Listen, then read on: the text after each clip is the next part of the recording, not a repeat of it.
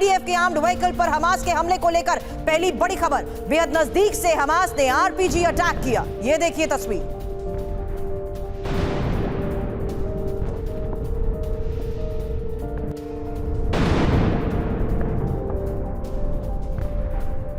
खान यूनिस में आईडीएफ की भीषण बमबारी को लेकर अगली बड़ी खबर। रिहायशी इलाकों के नजदीक धमाके की तस्वीर देखिए।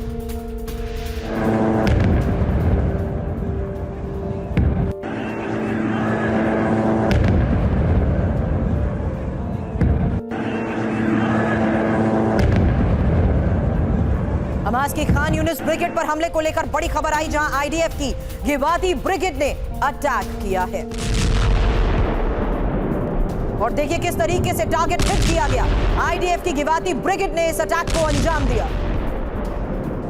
खान यूनिस ब्रिगेड पर सबसे बड़ा हमला। तीन बड़ी खबरें एक साथ आपके सामने और ये विध्वंसक तस्वीरें, जहां आईडीएफ के आर्मर्ड व्हीकल पर हमास के हमले की ये तस्वीर। बेहद नजदीक से हमास ने आरपीजी अटैक को दिया अंजाम। वहीं एक और तस्वीर आपके सामने, खान यूनिस में आईडीएफ की भीषण बमबारी जारी है और यही नतीजा है कि खान यूनिस में लगातार हमलों को अंजाम दिया जा रहा है, जहां रिहायशी इलाकों में भी हमले हो रहे हैं। वहीं ईरान की सेना को मिले नए अटैक ड्रोन्स। बड़ी खबर, करार, अराश, अबाबिल ड्रोन्स की खेप है तैयार।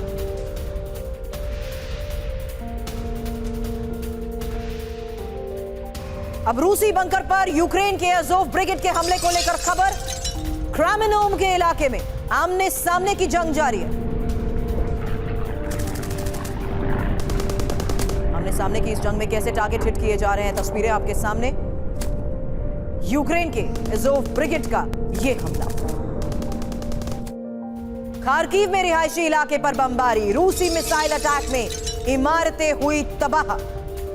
देखिए आग की लपटों से घिरी ये इमारतें। रूसी मिसाइल अटैक में इमारतें ध्वस्त।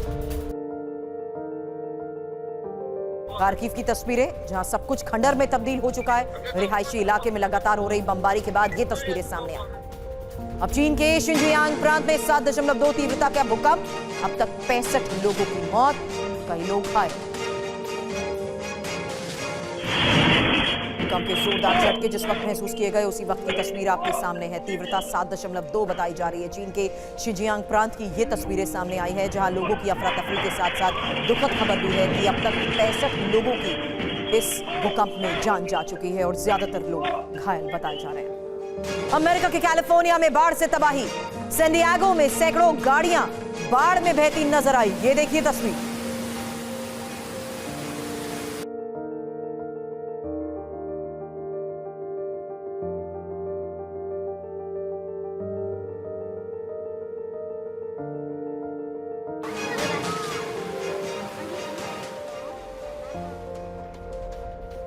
आज बड़ी ब्रेकिंग इंफॉर्मेशन वॉल पर एक साथ आपके सामने होंगी, जहां देखिए किस तरीके से लगातार हमलों को अंजाम देने के बाद रिहायशी इलाकों को टारगेट करते हुए हमलों को अंजाम दिया गया है। और आईडीएफ की तरफ से जिस तरीके से हमले हुए हैं उसकी तस्वीर भी सामने आई। हालांकि आईडीएफ के आर्मर्ड व्हीकल पर हमास के हमले की तस्वीर आपने देखी। वहीं खान यूनिस में भी आईडीएफ की रिहायशी इलाकों के नजदीक धमाके की तस्वीर सामने आई और आईडीएफ की गिवाटी ब्रिगेड ने भी जगह जगह हमलों को अंजाम दिया है। इसके साथ ही ईरान की सेना को मिले नए अटैक ड्रोन्स को लेकर भी खबर मिल रही है। और साथ ही क्रामेनोम इलाके में आमने सामने की जंग की बर्फ के बीचों बीच जिस तरीके से हम लोग को अंजाम दिया जा रहा है उसकी तस्वीर भी आपने देखी।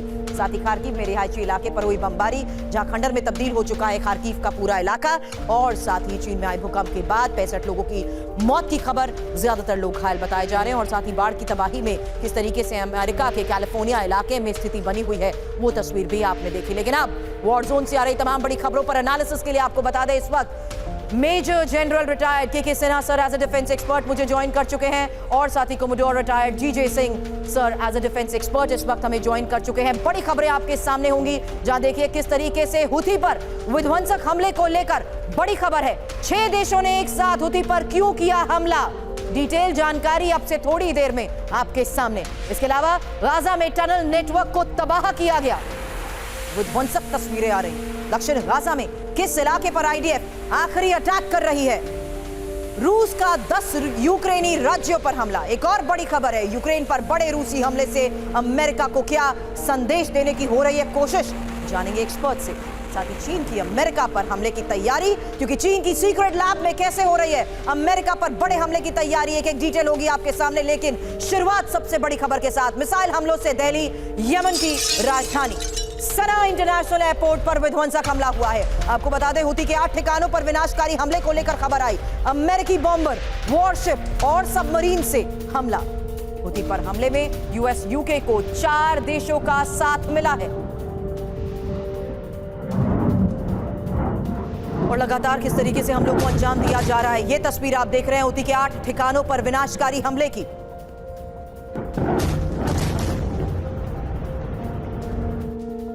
बड़ी खबर है गाजा पर इजरायल के विध्वंसक हमले को लेकर। हालांकि इजरायल ने साउथ गाजा पर भीषण बमबारी की है और हमास के करीब 1 किलोमीटर लंबी टनल को तबाह करने का दावा किया। आपको बता दें, खान यूनिस में टनल का यह सबसे बड़ा नेटवर्क है जिसे नष्ट करने का दावा किया गया। सिविलियन एरिया से भी टनल की एंट्री को लेकर खबर। तो ज्यादातर इलाके जहां एस्केप जोन मानी जा रही थी ये टनल, वो अब टारगेट पर आ चुकी हैं और यही वजह है कि अब खान यूनिस में भी टनल के सबसे बड़े नेटवर्क को नष्ट करने का दावा किया जा रहा है। और इस पूरे टनल नेटवर्क में जिस तरीके से लोगों की रहने की भी सुविधाएं थी, उसके साथ ही ये तस्वीरें जारी की गई हैं जिसमें साफ हो गया कि सिविलियन एरिया से भी कुछ ऐसे एंट्री और एग्जिट पॉइंट थे जो अब टारगेट पर है। और अमेरिका पर बड़े हमले की तैयारी में है चीन। बड़ी खबर अमेरिकी वॉरशिप पर स्पेस वेपन से हमले के प्लान को लेकर। हाइपरसोनिक मिसाइल से हमले का अभ्यास, कंप्यूटर सिमुलेशन से हमले की सीक्रेट प्रैक्टिस और साउथ चाइना मॉर्निंग पोस्ट की रिपोर्ट में किए जा रहे दावों को लेकर आगे डिटेल इंफॉर्मेशन होगी आपके सामने।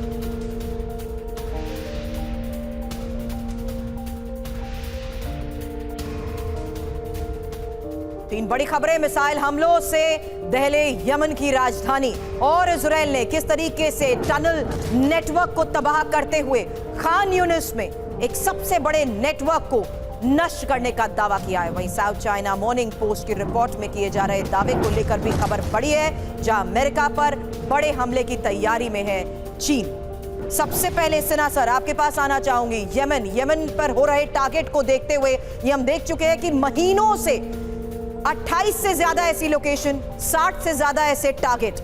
अब तक जिस तरीके से हमलों को अंजाम दिया जा रहा है, क्या यमन काबू में आएगा? क्या किसी हद तक इन अटैक्स का नतीजा निकलते हुए आप देख रहे हैं?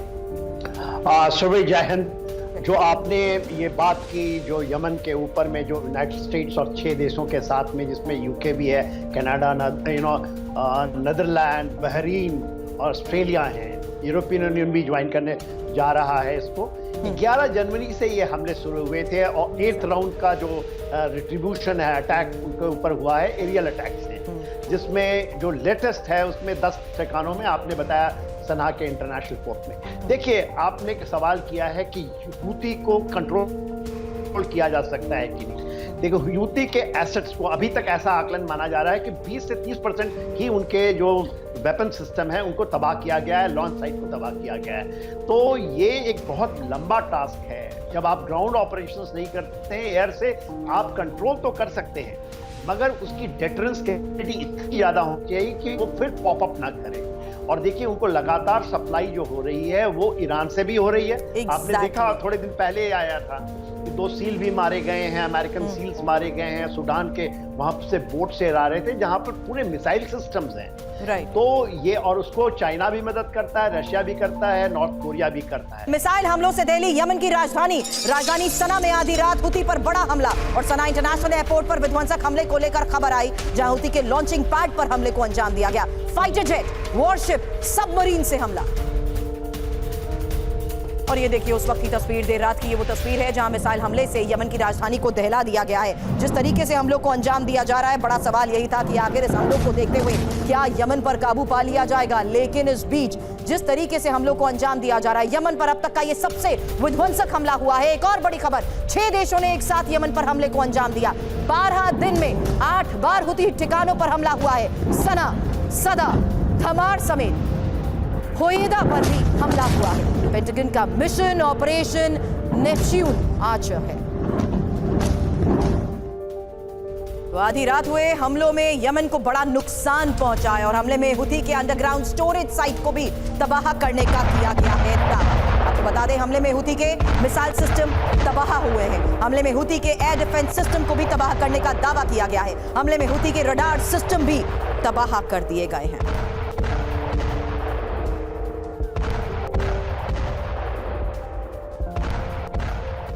तो देखिए किस तरीके से अलग अलग हमलों को अंजाम देते हुए 6 देशों ने एक साथ यमन पर हमले को अंजाम दिया है। और राजधानी सना में आधी रात हुए हमले की तस्वीर तो आपने देखी, लेकिन ये तीसरी तस्वीर जहां हुती के रडार सिस्टम को तबाह कर दिया गया, अंडरग्राउंड स्टोरेज साइट को भी तबाह कर दिया गया है।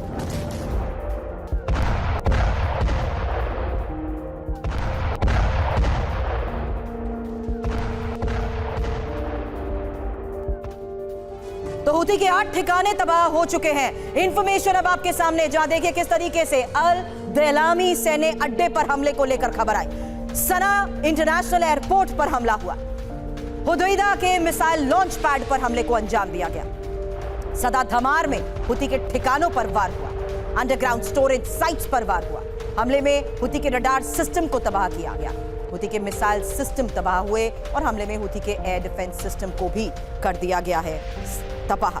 सिंह सर, क्या रीजनल प्रॉक्सी स्ट्रगल क्रिएट करने की यमन में ये कोशिश है? क्योंकि जितने महीनों से ये हमलों को अंजाम दिया जा रहा है, ये साफ है कि ईरान का सपोर्ट है, जिसके बलबूते यमन यूएस के साथ साथ यूके का भी मुकाबला कर रहा है।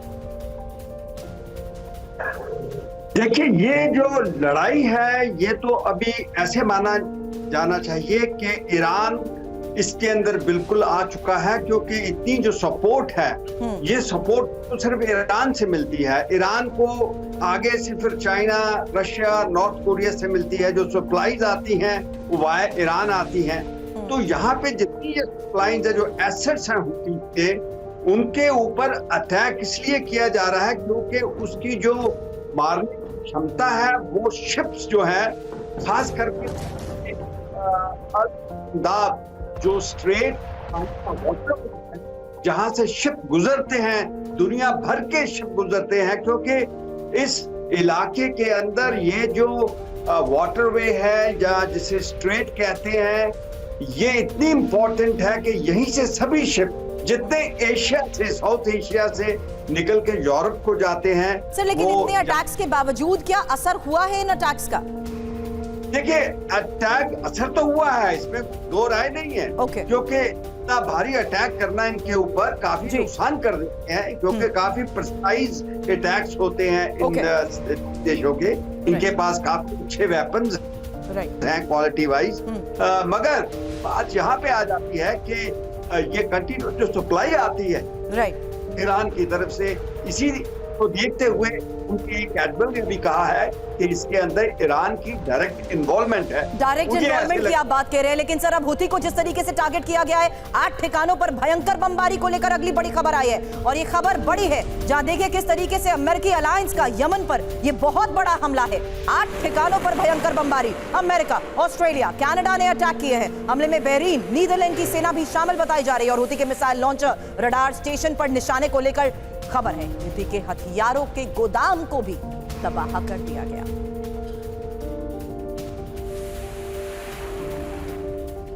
हमले के बाद हुती को यूएस कमांड की चेतावनी। बड़ी खबर, रेड सी में हुती के हमले पर पलटवार किया। फ्रीडम ऑफ नेविगेशन के तहत हमला किया गया है। एक साथ 6 देशों की सेना ने हमले को अंजाम दिया है। ऑपरेशन प्रोस्पेरिटी गार्डियन से अलग एक्शन। तो हमले के बाद हुती को यूएस कमांड की इस चेतावनी को लेकर बड़ी खबर आई है, जहां रेड सी में हुती के हमले पर पलटवार का दावा किया जा रहा है। क्योंकि रेड सी में जिस तरीके से अभी तक हमलों को अंजाम दिया गया है, 28 ऐसी लोकेशंस थी जहां 60 टारगेट कमर्शियल शिप्स को टारगेट करते हुए हमलों को लेकर बड़ी खबरें आई है। लेकिन अब एक साथ 6 देशों की सेना ने हमलों को अंजाम दिया है। ऑपरेशन प्रोस्पेरिटी गार्डियन से अलग एक्शन को लेकर यह बड़ी खबर।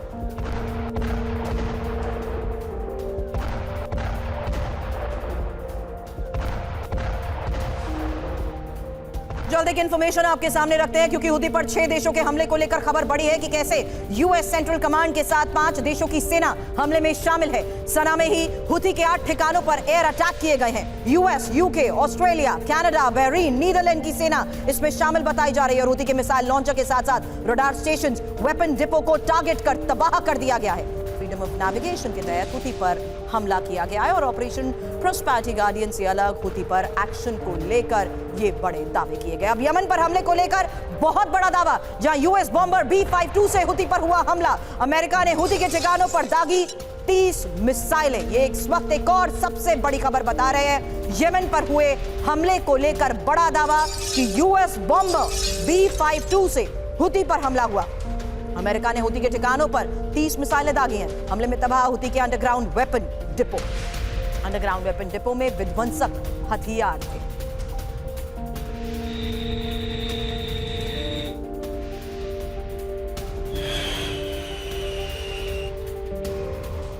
ब्रिटेन ने किया हमले का वीडियो जारी। साइप्रस से उड़े ब्रिटिश टाइफून विमान। बड़ी खबर आपको बता रहे हैं, एक्रोटरी एयर बेस से टाइफून की उड़ान। ब्रिटेन के रक्षा मंत्रालय ने इसको लेकर दावा किया है। 4 ब्रिटिश विमानों ने हुती पर हमले को दिया है अंजाम।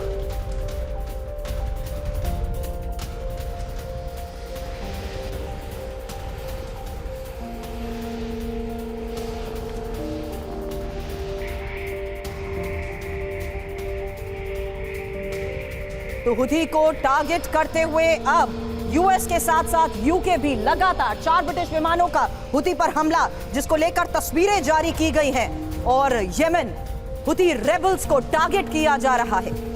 अलग अलग जगहों पर किस तरीके से हमले को अंजाम दिया गया, ज्यादातर वो जगह टारगेट पर है जहां से हुती ऑपरेट करते हुए हमलों को अंजाम दे रहा था।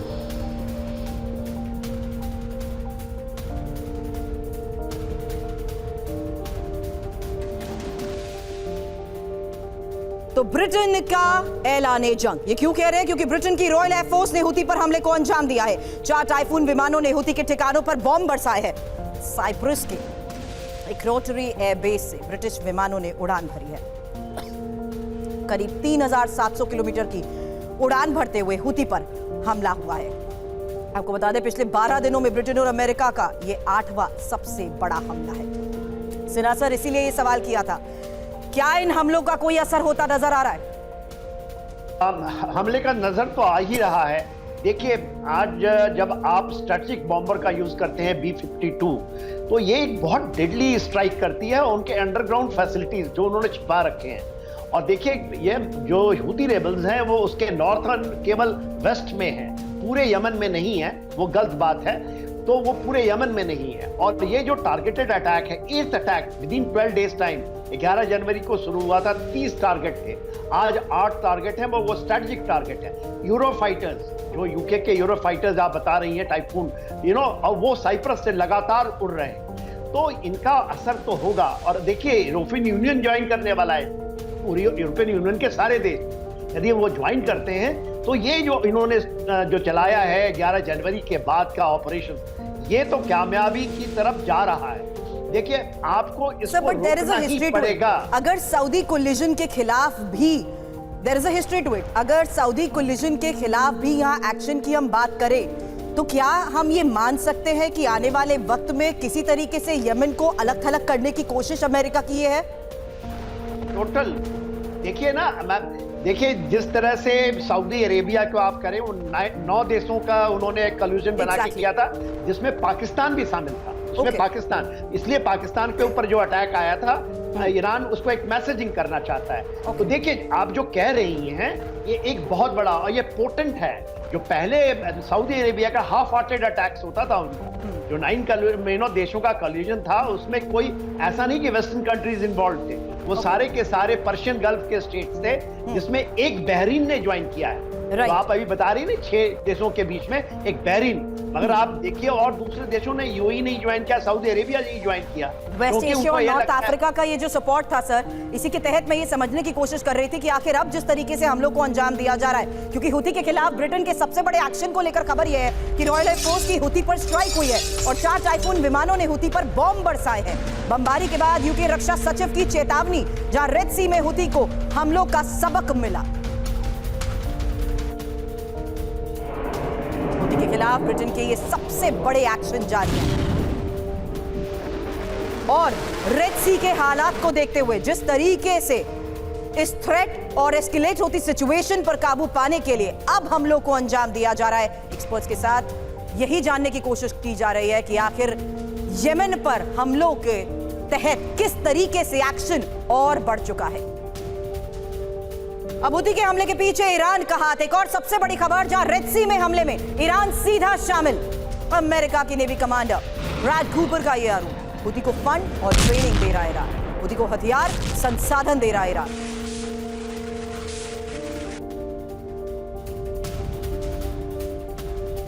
ईरान के इशारे पर हूती के हमले को लेकर इंफॉर्मेशन आपके सामने, क्योंकि IRGC कमांडर्स के यमन में मौजूद होने का दावा किया जा रहा है। ईरानी कमांडर्स पर हूती को ट्रेनिंग देने के भी आरोप लग रहे हैं और हूती की फंडिंग IRGC के जरिए किए जाने के भी आरोप है।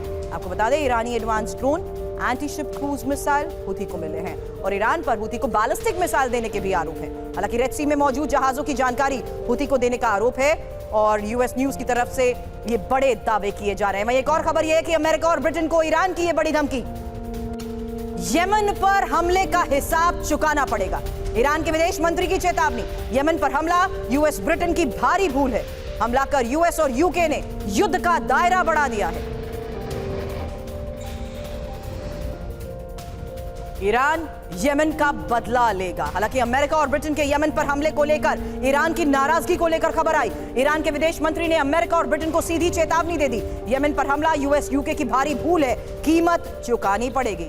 यमन पर हमला कर US UK ने युद्ध का दायरा बढ़ा दिया है। अमेरिका और ब्रिटेन क्षेत्र में शांति और सुरक्षा के लिए खतरा है। बड़ी खबर इस बीच आपको बता दें, जहां अब हूती के खिलाफ बहुत बड़ा चक्रव्यूह तैयार किया गया है। रेड सी में हूती के खिलाफ यूरोपीय यूनियन भी उतरेगा। हूती पर कार्रवाई के लिए तैयार यूरोपीय संघ के देश। रेड सी में सैन्य कार्रवाई पर सहमत है यूरोपीय संघ।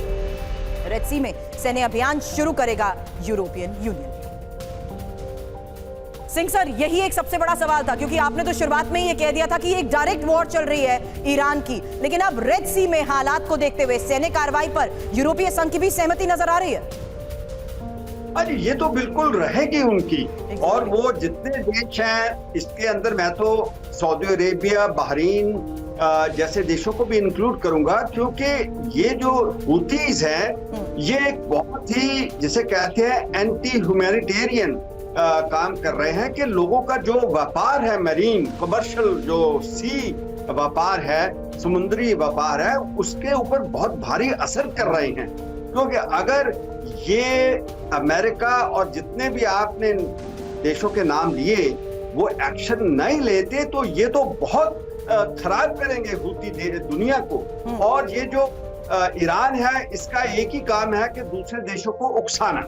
ये हमास को उकसाता है, हिजबुल्लाह को उकसाता है। और आप ऐसी जगह पे है, गिद्दड़ धमकियां देता है, कहता मैं अमेरिका के ऊपर हमला करूंगा। अरे क्या हमला कर सकता है? ये क्या कर सकता है? ब्रिटेन क्या कर सकता है इजराइल को? अगर इजराइल जो सबसे नजदीक देश है इसके, उसके अंदर भी आप नक्शा देखें तो इसके साथ इराक आता है, इराक के आगे जॉर्डन आता है, फिर इजराइल आता है। अगर ये मिसाइल भी कोई छोड़ता है इजराइल के ऊपर तो वो रास्ते में गिरा देंगे, क्योंकि पहले तो बात दो देशों को ऊपर की एयर स्पेस से उसने निकलना है।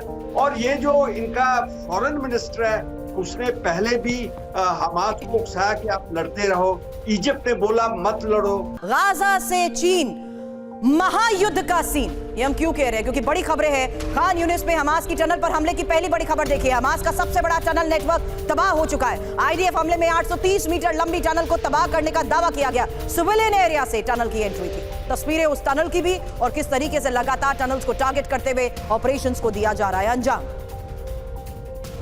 इजरायली बमबारी से दक्षिण गाजा दहल गया है। खान यूनिस के बड़े इलाके में बमबारी हुई है। IED से धमाके कर हमास ठिकाने तबाह किए गए। गैस स्टेशन, फूड फैक्ट्री में भी बमबारी हुई है। इस बमबारी में 65 लोगों के मारे जाने की खबर है।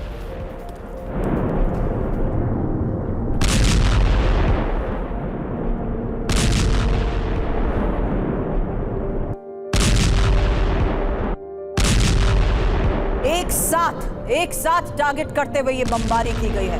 65 लोगों के मारे जाने की इसमें खबर आई है। लेकिन ये गैस स्टेशन और फूड फैक्ट्री है जिस पर बमबारी की गई। और गाजा में इजराइल के हमास पर हमले को लेकर भी खबर आई। हमास की स्ट्रैटेजिक बिल्डिंग को नष्ट कर दिया गया। IDF ने IED लगाकर बिल्डिंग में किया विस्फोट। ये देखिए।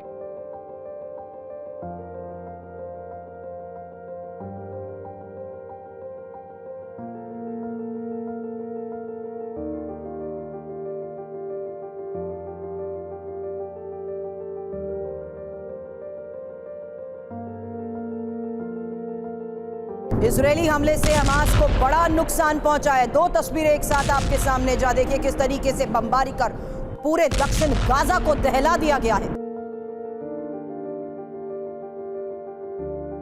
और इजराइल के टारगेट पर हमास के ठिकाने एक एक कर हमास ठिकानों पर आईडीएफ हमलों को अंजाम दे रही है। इजराइल ने हमास की बिल्डिंग को कैसे उड़ाया देखिए।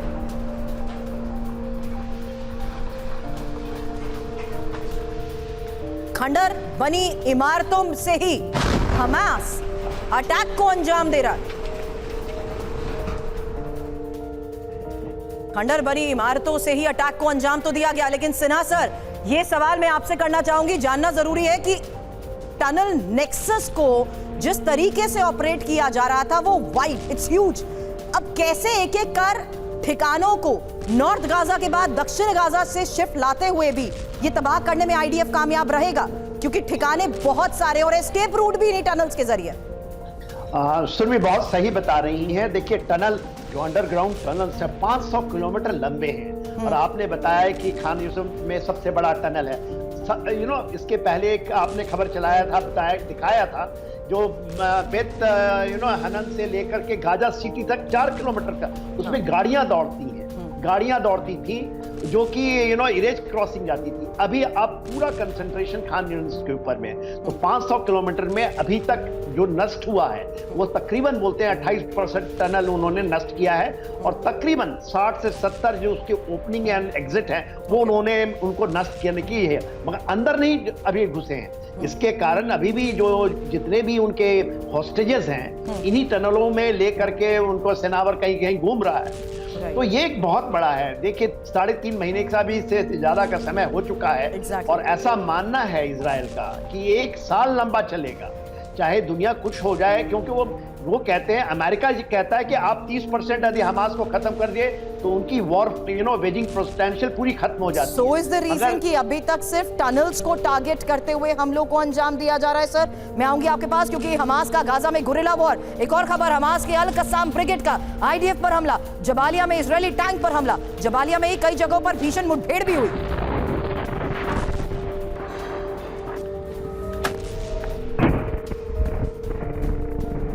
और साउथ गाजा में आमने सामने हमास और आईडीएफ। हमास के लड़ाकों का इजरायली व्हीकल पर हमला देखिए, हमास के लड़ाकों का आईडीएफ के जवानों पर हमला, हमास के लड़ाकों का आरपीजी से हमले का ये वीडियो।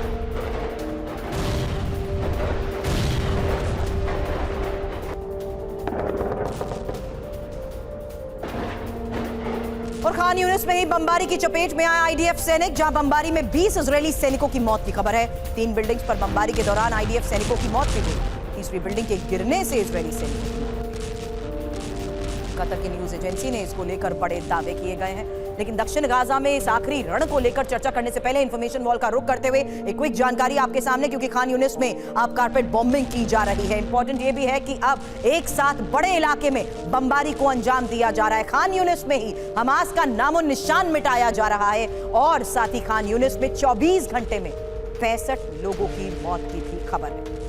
बमबारी की चपेट में 20 आईडीएफ के सैनिकों की भी मौत की खबर आई है। हालांकि दक्षिण गाजा में 24 घंटे में 190 लोगों की मौत की खबर है। सिंह सर, अब आईडीएफ जिस तरीके से हमलों को अंजाम दे रहा है, सवाल यह भी था कि खंडर बनी इमारतों में ये हमास शरण लेने में कामयाब हो कैसे जाता है, जब ऑलरेडी इलाके को तहस नहस कर दिया गया अटैक्स के बाद। देखिए ये जो हमास आर्मी है, मैं तो उसको आर्मी कहूंगा, ये एक ऐसी आर्मी है जो कि सिविलियंस के अंदर, गाजन्स जो हैं वहां पे रहते, उनके अंदर मेल्ट हो जाती है, मिल जाती है, पता नहीं इनका लगता। ये तो गुरिल्ला वारफेयर, टेररिज्म की बात करते हैं ना, ये तो सीधी लड़ाई नहीं लड़ते, क्योंकि जो इतना इनका नुकसान हो रहा है, इतने लोग मर रहे हैं, 25-30 हजार लोग मर गए हैं, सारी बिल्डिंगें तबाह हो गई, फिर भी लड़ रहा है। ये जो लड़ रहा है ये बेवकूफी से लड़ रहा है कि हम मानेंगे नहीं। एक बात होती है हार जाना, दूसरी बात होती है हार को मान लेना, मगर ये मान नहीं रहे, तो ये लुक छिप के फिर कभी ना कहीं से निकल, कहीं टनल से निकल के पलटवार कर देते हैं आईडीएफ के ऊपर। आईडीएफ को मालूम है कि ये छिपते हैं कहाँ, हॉस्पिटल्स के अंदर, रेजिडेंशियल राइट। एरियाज के अंदर सिविलियन जहाँ रह उनके पीछे जाके रुक जाते। अभी बताइए, ऐसा कोई हथियार नहीं है, कोई बम नहीं, कोई गन नहीं जो ये पहचान सके कि सिविलियन कौन है, टेररिस्ट कौन। तो आईएफ को करना ही पड़ता है मजबूरन, वो कंपल्शन है उनकी कि वो सिविलियन जो है जब उनके ऊपर अटैक करते वो क्रॉस फायर करते। अभी दुनिया ह्यूमैनिटेरियन का मुद्दा उठा देती है कि सिविलियन मर रहे हैं। ये हमास को समझना चाहिए ना कि उनके लोग मर रहे हैं, उनकी वजह से मर रहे हैं। वो उनकी जो आर्मी है, आर्मी सिविलियंस को बचाने के लिए होती है, ना कि सिविलियंस को आगे करके अपने आप को बचाने। और उन्होंने ह्यूमन शील्ड जिस तरीके से तैयार की, उसी की आड़ में वो जगह जगह चकमा देने में भी कामयाब रहे। लेकिन इस बीच आईडीएफ जिस तरीके से ऑपरेशंस को अंजाम दे रही है, उसके तहत आज खबर आई कि गाजा से बाहर निकल चुकी है इजराइल की सबसे घातक ब्रिगेड, काफिर ब्रिगेड की गाजा से वापसी। काफिर ब्रिगेड की वापसी की आईडीएफ ने पुष्टि भी की है और गाजा में काफिर ब्रिगेड को भारी नुकसान की खबर है। आईडीएफ की गोलानी ब्रिगेड के बाद काफिर ब्रिगेड की वापसी को लेकर यह खबर आई है। इंफॉर्मेशन मॉल का रुख करते हैं। गाजा से निकली काफिर ब्रिगेड को लेकर इंफॉर्मेशन सामने आई है, जहां आपको बता दें कि इजराइल डिफेंस फोर्स की सबसे घातक ब्रिगेड है काफिर, और काफिर ब्रिगेड की खान यूनिस और शिजैया में ही तैनाती को लेकर बड़ी खबरें मिली थी। और हमास की तरफ से लेकिन दावा किया गया है कि काफिर ब्रिगेड को गुरिल्ला वॉर में भारी नुकसान पहुंचाया गया है। हमास दावा तो यह भी कर रहा है कि खान यूनिस में कई काफिर फाइटर्स मौत के घाट उतार दिए गए। वहीं आईडीएफ के दावे को लेकर खबर यह कि छोटे ब्रेक और ट्रेनिंग के लिए काफिर ब्रिगेड वापस लौट रही है। और इंपॉर्टेंट यह भी है कि आईडीएफ की गोलानी ब्रिगेड के बाद काफिर ब्रिगेड की वापसी को लेकर यह पुष्टि की जा चुकी है। अब एक और सबसे बड़ी खबर, जहां चीन के लैब में अमेरिका पर हमले की तैयारी। अमेरिकी वॉरशिप पर स्पेस वेपन से हमले का प्लान और हाइपरसोनिक मिसाइल से हमले का खाका तैयार। आपको बता दें, कंप्यूटर सिमुलेशन से हमले का नतीजा परखा गया है। इलेक्ट्रॉनिक वॉरफेयर के जरिए बड़े हमले की तैयारी। साउथ चाइना मॉर्निंग पोस्ट की रिपोर्ट में किए गए दावे को लेकर और इंफॉर्मेशन भी आपके सामने होगी, जहां देखिए किस तरीके से चीन की लैब में वर्ल्ड वॉर की तैयारी, चीन के सीक्रेट लैब में हाइपरसोनिक वॉर की तैयारी चल रही है। अमेरिकी वॉरशिप पर सैटेलाइट के जरिए हमले की तैयारी का प्लान है। स्पेस वेपन से यूएस वॉरशिप पर हमले का अनुकरण किया गया है। हाइपरसोनिक मिसाइल से हमले का खाका तैयार किया गया है। हालांकि आपको बता दें, 1207 किलोमीटर दूर से वॉरशिप पर हमले का अनुकरण और कंप्यूटर सिमुलेशन से हमले का नतीजा परखा गया है। चीन के चेंगडू सिटी में सीक्रेट आर्मी लैब में यह प्रयोग किया गया है। बड़ी खबर यह है कि चीन ने हाइपरसोनिक शेल्स तैयार किए हैं। ये एक रिपोर्ट में बड़े दावे किए गए हैं। आपको बता दें, 8643 किलोमीटर प्रति घंटे की रफ्तार से दागी जा सकती हैं shells. South China morning post में इसको लेकर दावा किया गया। चीन के वैज्ञानिकों ने स्मार्ट शेल तैयार किए हैं। सैटेलाइट नेविगेशन सिस्टम से जुड़े हैं रहेंगे ये शेल्स। और हिंद महासागर में बढ़ा चीन का दखल। मालदीव की तरफ बढ़ा चीन जासूसी जहाज। 15 दिन में मालदीव पहुंच जाएगी चीनी जहाज। श्रीलंका के पोर्ट पर चीनी जहाज को रुकने की इजाजत नहीं। भारत के लिए भी चीनी जासूसी का खतरा बढ़ रहा है। और चीन से जंग की तैयारी में है ताइवान। एक और बड़ी खबर, ताइवान अपने 7 रनवे को अपग्रेड कर रहा है। ताइवान ने रनवे की चौड़ाई 60 मीटर तक बढ़ाई है और अभी ताइवान की सैन्य रनवे की चौड़ाई 45 से 50 मीटर बताई जाती है। अमेरिकी बॉम्बर B-52 को देखते हुए ताइवान की ये बड़ी तैयारी है।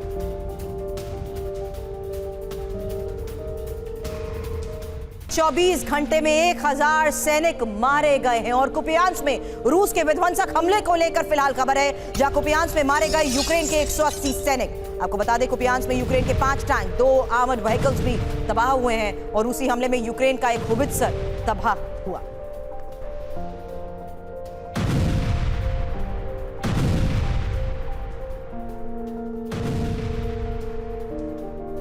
रूसी हमलों से दहला यूक्रेन का लिमन पर रूस का आर्टिलरी से हमला। रूसी हमले में मारे गए 180 यूक्रेनी सैनिक और हमले में यूक्रेन के 2 टैंक और एक होवित्जर भी तबाह हुआ।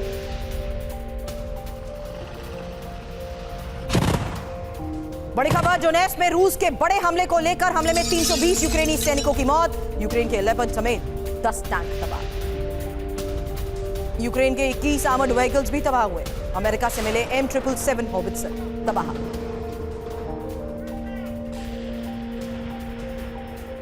खबरें एक साथ आपके सामने, जहां देखिए किस तरीके से यूक्रेन के 5 टैंक और 2 आर्मर्ड व्हीकल्स को तबाह कर दिया गया और रूसी हमले में मारे गए सैनिकों को लेकर भी बड़े दावे किए जा रहे हैं। हालांकि यूक्रेन के 21 आर्मर्ड व्हीकल्स,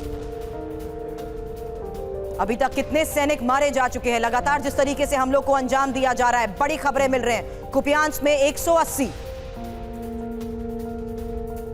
लेमन में भी 180 सैनिकों की मौत को लेकर, जबकि डोनेट्स्क में 320 यूक्रेनी सैनिकों की मौत को लेकर। सिन्हा सर, ये बड़ी खबर सामने आई है क्योंकि अब जिस तरीके से हमलों को अंजाम दिया जा रहा है, जाहिर सी बात है उन तमाम फोर्सेस को ही मिटाने की कोशिश के तहत एक और बड़ा कदम। सुरभि, देखिए जो लाइन आप बता रही हैं कुपियांस्क, इज़ुम और लीमन, फिर आप डोनेट्स्क बताई, तो इसके ऊपर भी जिस तरह से कार्रवाइयां, 2 साल का अरसा पूरा होने वाला है, फरवरी आने वाला है, अगला फरवरी। तो इसमें आप देखिए जो कुपियांस्क के ऊपर में जो रशिया ने किया है, जो वेस्टर्न बैटल ग्रुप है उसका, और उसके ऊपर में वो आपको पड़ता है ईस्ट ऑफ खार्किव, और खार्किव में आपने बताया कि कितना विध्वंस, पहले आपने बताया था कितना विध्वंस हुआ है। तो देखिए ये जो लाइन है, और हम अभी आप देखिए विंटर खत्म होने वाला है, जब ऑटम आएगा तो ऐसा माना जा रहा है कि शायद रशिया का जैसे ही इलेक्शन खत्म होगा तो एक बड़ा ऑफेंसिव लॉन्च होगा, यदि उनके दोनों के बीच में बातचीत नहीं होती है। तो वेस्ट बहुत ट्राई कर रहा है कि यूक्रेन किसी तरह इस जो सीज फायर समझौता की बात मान ले।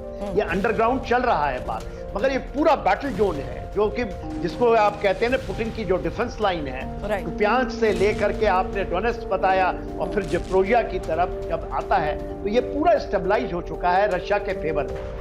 और यदि ये इन्होंने फिर से ऑफेंसिव किया, ऑटम में यदि लॉन्च करते हैं तो बहुत बड़ी ऑफेंसिव खार्किव की तरफ, ज़पोरिज़िया की तरफ जाने की उम्मीद है, जिसके अंदर में यदि ये नीचे फर्दर जाते हैं तो कहीं ओडेसा की तरफ न जाए। तो ये चीजें, परिस्थितियां बन रही हैं इन फेवर ऑफ रशिया। बिल्कुल, लेकिन अभी डोनेट्स्क में जिस तरीके से हमलों को अंजाम दिया गया, यूक्रेन के 180 सैनिकों की मौत को लेकर दावा किया गया, वहीं साउथ डोनेट्स्क में रूस के पलटवार को लेकर भी खबर आई है। साउथ डोनेट्स्क में मारे गए 120 यूक्रेनी सैनिक। साउथ डोनेट्स्क में 2 यूक्रेनी आर्टिलरी तबाह हो चुकी हैं और साउथ डोनेट्स्क में ही 1 यूक्रेनी होवित्जर को भी तबाह करने का दावा किया गया। और अब ज़पोरिज़िया के रोबोटिन में रूस की बमबारी को लेकर खबर आई, जहां यूक्रेन के 3 सैन्य ब्रिगेड पर रूस का हमला। रूस ने यूक्रेनी 128th माउंटेन असॉल्ट ब्रिगेड को टारगेट किया। रूसी हमले में यूक्रेनी सेना को भारी नुकसान। हालांकि हमले में 105 यूक्रेनी सैनिकों की मौत, कई घायल। रूसी हमले में D-20 होवित्जर तोप जलकर खाक। खेरसों के जोताया इलाके में भी भीषण हमला हुआ है। रूस ने यूक्रेन की मरीन ब्रिगेड पर अटैक किया। रूस ने हमले में 100 सैनिकों की मौत का दावा किया। रूसी हमले में ग्रैड MLRS आर्मर्ड व्हीकल्स तबाह। हमले में यूएस में M777 आर्टिलरी सिस्टम भी तबाह। सिंह सर, एक क्विक रिएक्शन चाहूंगी। क्या आपको लगता है आने वाले हालात में जिस तरीके से हम लोग को अंजाम दिया जा रहा है, रूस गवर्न करने के लिए तैयार है? ऐलान हो सकता है? जी हो सकता है, मगर मेरा मानना यह है कि जैसे पहले एक बार ईरान और इराक आपस में 3-4 साल तक लड़ते रहे, फिर अपने आप चुप होकर बैठ गए, यहाँ पे भी यही बात होने वाली है। क्योंकि हम एक दिन सुनते हैं कि नुकसान ज्यादा यूक्रेन का हो गया, दूसरे दिन सुनते हैं कि रशिया का फिर हो गया। तो ये जैसे सीसॉ एक बच्चे खेलते हैं ना, कभी इस तरफ आ जाती है वो फटता, फिर दूसरी तरफ चला जाता है, ये साइक्लिक है, ये चलता रहेगा। मेरे हिसाब से मौसम आएंगे, ऑटम आएगा, स्प्रिंग आएगा, विंटर आएगा, और ये चलते चलते एक सिर्फ समय से बंद करेगा। ये दोनों देश को आपस में लड़ते रहे, इसका कल्चर है, एक दूसरे को समझते हैं। यही लोग हैं क्योंकि